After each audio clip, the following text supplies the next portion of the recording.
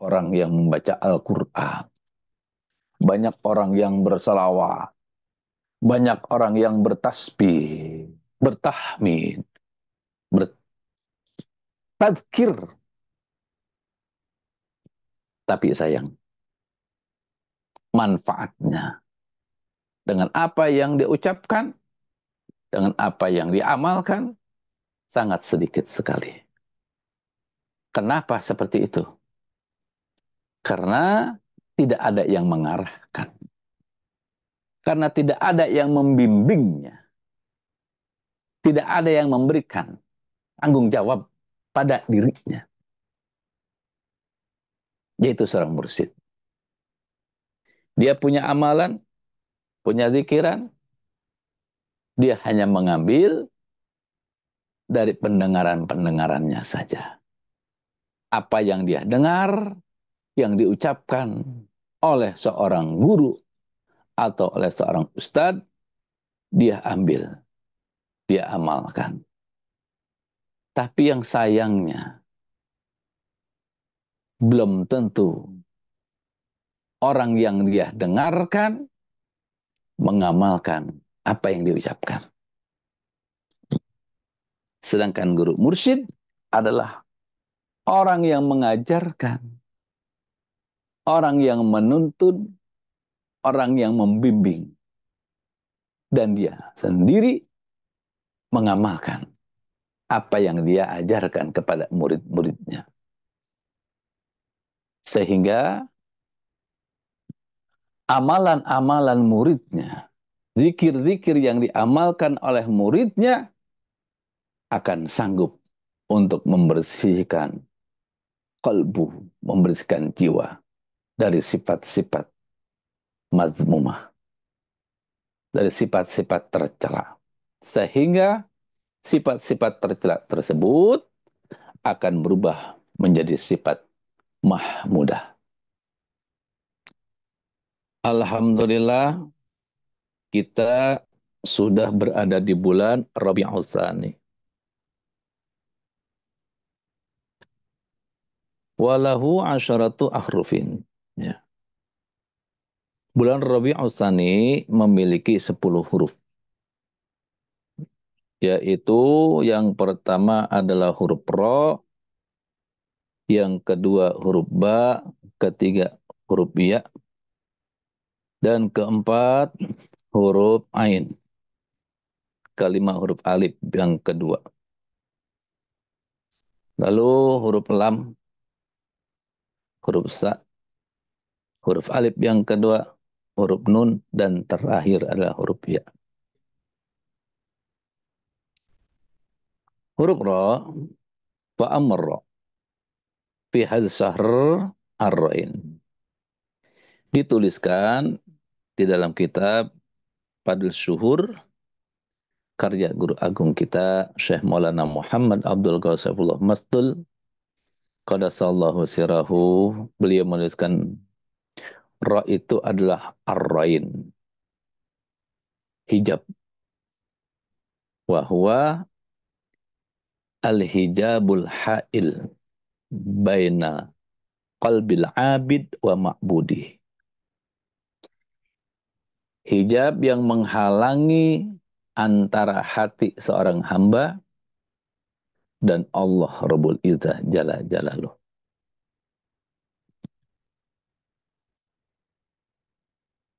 Lalu apa penyebabnya? Ya. Sehingga hati seorang hamba itu terhijab. Sehingga tidak bisa musyahadah kepada Allah Rabbul Izzah.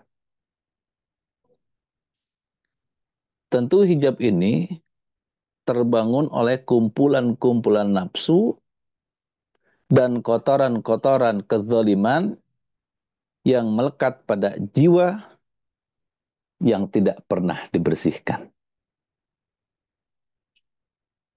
Kotoran-kotoran nafsu ini yang membuat cahaya rububiyahnya Allah menjadi terhalang. Bagaimana Allah berfirman Di dalam surat Al-Mutaffifin ayat 14, kalla bal rana ala qulubihim bima kanu yaksibun.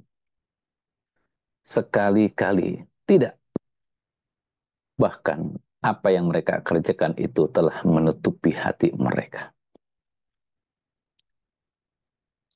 Jadi pekerjaan-pekerjaan maksiat, pekerjaan-pekerjaan dosa itu akan menutupi cahaya hati, cahaya Allah, sehingga tidak bisa bermusyahadah. Jadi apabila kotoran-kotoran hati itu dibiarkan, maka hati akan berkarat,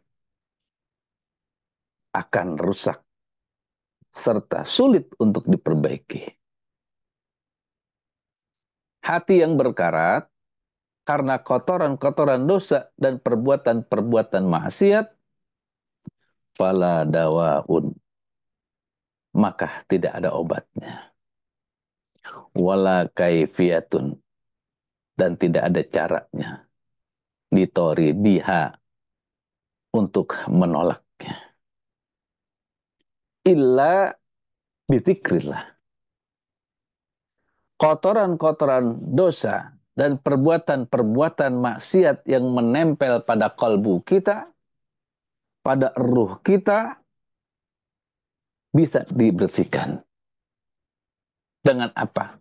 Zikrullah. Zikir kepada Allah. Ini semata-mata obatnya, formulanya untuk membersihkan ruh kita dan membersihkan kalbu kita adalah zikir kepada Allah. Ingat kepada Allah. Apa sih penyakit-penyakit itu? Penyakit-penyakit yang nempel pada hati, di antaranya adalah riya. Bersifat pamer. Orang yang melakukan riya umumnya melakukan amal soleh bukan karena Allah Rabbul Izzat Jalla Jalaluh, tapi untuk mendapatkan pujian dari yang lain, atau ingin menyenangkan nafsunya saja. Ini adalah riya. Dia beribadah tidak bertujuan untuk Allah semata, tapi untuk pujian dari orang lain dan kesenangan-kesenangan nafsunya saja. Lalu hasad atau hasud, iri dengki.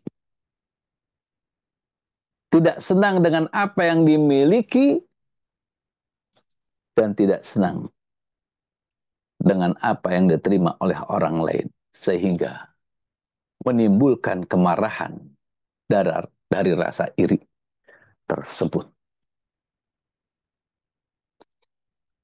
Lalu takabur, sombong, perasaan yang menilai diri sendiri lebih tinggi dibanding orang lain. Dia merasa lebih hebat daripada orang lain. Dia merasa lebih hina, lebih berjaya daripada orang lain. Lebih kuat daripada orang lain. Lebih dan lebih segalanya daripada orang lain. Ini yang membuat dia sombong. Karena merasa kedudukannya tinggi, ilmunya tinggi, pengetahuannya luas, sehingga dia merasa sombong. Tidak ingin mencari ilmu yang lainnya. Tidak ingin talqin karena dia merasa sudah tahu. Maka dia tidak ingin mencari guru yang membimbing hatinya. Tidak ingin mencari guru yang dapat menunjukkan jalan yang lurus. Karena dia merasa sudah tahu. jalan yang lurus itu apa. Ini ada suatu kesombongan. Karena dia memiliki ilmu yang tinggi, pengetahuan yang luas, harta yang banyak, dia bisa bersodakoh kapan saja. Bisa melaksanakan ibadah haji atau umroh kapan saja dia mau. Merasa soleh. Jadi perasaan yang membanggakan diri sendiri dalam beribadah kepada Allah. Itu adalah ujub. Ya. Merasa dirinya sudah menjadi kiai, merasa dirinya sudah menjadi ustadz, maka dia tidak perlu bimbingan, tidak perlu nasihat dari orang lain. Ini ada satu kesombongan, suatu ujub, merasa dirinya paling getol, paling rajin beribadah kepada Allah. Lalu ghadab, sifat pemarah, sifat yang dimiliki oleh orang yang sulit mengontrol emosinya, sehingga nalarnya tidak dapat berfungsi dengan saksama, tidak dapat berfungsi dengan baik. Sifat pemarah ini bukan hanya dibenci oleh sesama manusia, tapi sifat pemarah juga dibenci oleh Allah. Lalu apa? Selain sifat-sifat tersebut, ghibah, bergunjing. Perilaku ini sering kita jumpai dalam masyarakat kita, dalam lingkungan kita. Dan lebih dikenal dengan istilah bergosip. Gosip, semakin digosok, digosok, digosok, semakin sip untuk membicarakan aib seseorang. Dibumbu-bumbui. Luar biasa. Sehingga semakin lama membicarakan kejelekan orang lain, membicarakan kejelekan saudaranya, akan semakin asik. Padahal perbuatan ini harus kita hindari. Kenapa? Karena bisa menimbulkan kebencian, dan ini adalah termasuk dosa besar. Rakus dan tamak. Apapun keinginannya banyak dan harus tercapai. Sehingga bagaimanapun caranya, dia harus dapat berhasil. Dia tidak bisa membedakan yang halal dan yang haram. Orang yang rakus dan tamak biasanya banyak angan-angan. Nah, jadi kalau penyakit banyak angan-angan, keinginan, banyak lamunan-lamunan, ini akan berbahaya sekali. Jadi semua penyakit hati ini apabila dibiarkan akan menyebabkan hati berkarat. Hati akan menjadi sakit. Seperti yang disabdakan oleh Rasulullah sallallahu alaihi wasallam, innal quluba la tasadda'u kama yasadda'u bihil hadid wa jala'uha dzikrullah.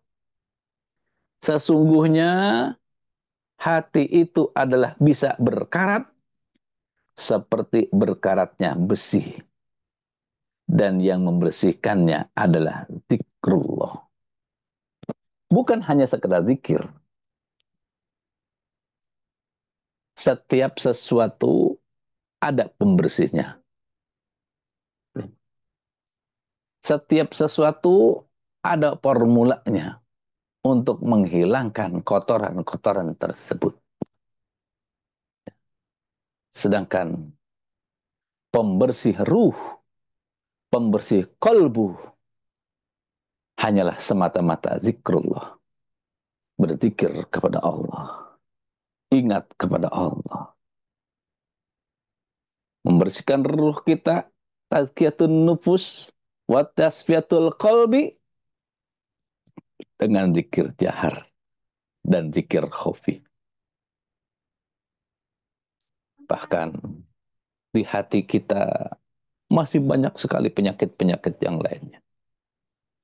Kalau kita tidak memiliki alat pembersih, maka fi qulubihim marad fazadahumullahu marada.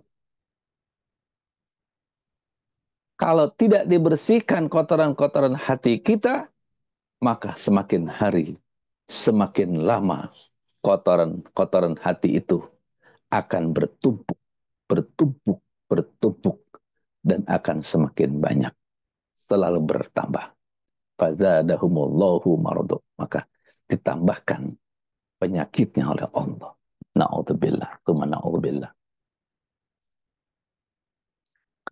Alhamdulillah bagi orang yang telah memiliki formula untuk membersihkan kalbunya, untuk membersihkan ruhnya, yaitu zikir yang dia dapatkan petunjuknya dari guru mursyid. Kapan dia berzikir? Bagaimana cara dia berzikir? Di mana dia berzikir? Ini yang dapat menghilangkan kotoran-kotoran kalbu, kotoran-kotoran jiwa kita. Zikir jahar, zikir khafi. Zikir jahar tidak sembarangan zikir. Ketika kita berzikir dengan zikir jahar, suaranya keras. Banyak orang yang membaca Al-Quran. Banyak orang yang bersalawat. Banyak orang yang bertasbih, bertahmid, bertadzkir. Tapi sayang, manfaatnya dengan apa yang diucapkan, dengan apa yang diamalkan, sangat sedikit sekali. Kenapa seperti itu? Karena tidak ada yang mengarahkan. Karena tidak ada yang membimbingnya. Tidak ada yang memberikan tanggung jawab pada dirinya. Yaitu seorang mursyid. Dia punya amalan, punya zikiran. Dia hanya mengambil dari pendengaran-pendengarannya saja. Apa yang dia dengar, yang diucapkan oleh seorang guru atau oleh seorang ustadz, dia ambil, dia amalkan. Tapi yang sayangnya, belum tentu orang yang dia dengarkan mengamalkan apa yang diucapkan. Sedangkan guru mursyid adalah orang yang mengajarkan, orang yang menuntun, orang yang membimbing. Dan dia sendiri mengamalkan apa yang dia ajarkan kepada murid-muridnya. Sehingga